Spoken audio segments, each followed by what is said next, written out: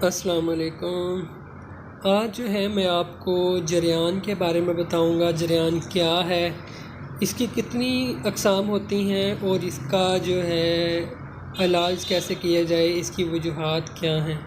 ठीक है, तो उससे पहले अगर आपने चैनल को सब्सक्राइब नहीं किया तो सब्सक्राइब कर लें। जो लोग फेसबुक पर देख रहे हैं वो पेज को फॉलो लाइक कर लें ताकि आपको हेल्थ से रिलेटेड अच्छी अच्छी वीडियोज़ मिलती रहें।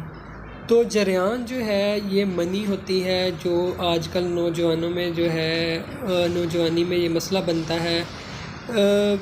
बाज़ का जो है ये पेशाब के रास्ते मतलब पेशाब के ज़रिए पेशाब के साथ निकलती है।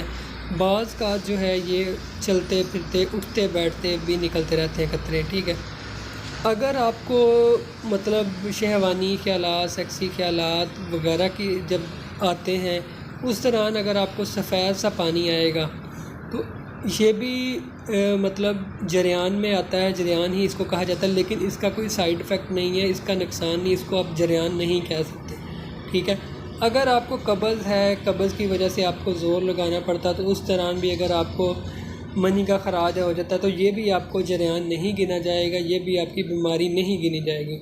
अगर पेशाब के साथ आपको मनी आती है, इसकी पहचान ये है कि आपको जैसे सेक्स के दौरान मज़ा आता है ऐसी सरसराहट महसूस होती है, ऐसा मज़ा आता है, ये है असल जरयान। जो इसका निशानी यही है कि पेशाब के साथ आता है और जलन होती है, आपको मज़ा आएगा थोड़ा और उसके बाद आपको वीकनेस कमज़ोरी महसूस होना शुरू हो जाएगी।